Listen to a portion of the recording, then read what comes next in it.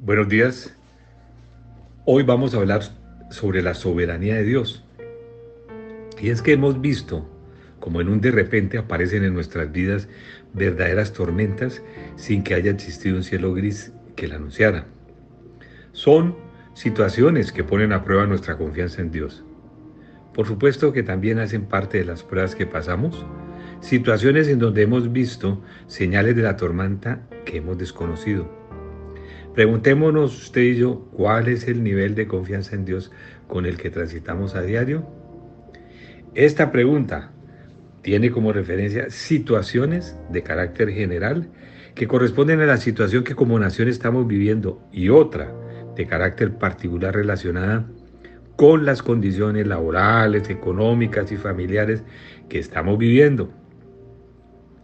Para responder, cabe tener en cuenta la pregunta que hizo Jeremías. ¿Quién será aquel que diga que sucedió algo que el Señor no mandó? Lamentaciones capítulo 3, verso 37 en la Reina Valera. Miremos también las palabras del apóstol Pablo a los Efesios. Habiendo sido predestinados conforme al propósito del que hace todas las cosas según el designio de su voluntad. Efesios capítulo 1, verso 11 en la Reina Valera. Están hablándonos Jeremías y Pablo del reconocimiento de la soberanía, autoridad y poder absoluto sobre todo lo que sucede. Y además también confiar en que el Señor sabe lo que es mejor. El libro de Daniel también declara a ese respecto. Él hace, según su voluntad, en el ejército del cielo y en los habitantes de la tierra, y no hay quien detenga su mano y le diga, ¿qué haces? Dice Daniel capítulo 4, verso 35, parte B en la Reina Valera. Es claro, Dios dirige en su soberanía y poder. Él ha hablado por medio de su Hijo, como dice el autor de Hebreos. Hace mucho tiempo, Dios habló muchas veces y de diversas maneras a nuestros antepasados por medio de los profetas. Y ahora, en estos últimos días nos ha hablado por medio de su Hijo. Dice Hebreos capítulo 1, verso 1 y 2, parte A en la Nueva Traducción Viviente.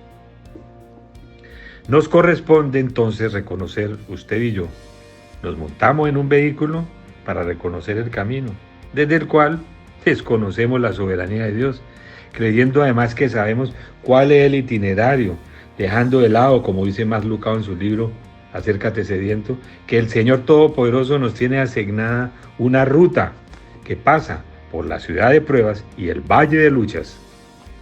Ejemplo de ello lo reconocemos en Jesús, que en su naturaleza humana, desde el huerto de Getsemaní, le pidió a Dios que le diera la oportunidad de un tránsito diferente al que estaba viviendo.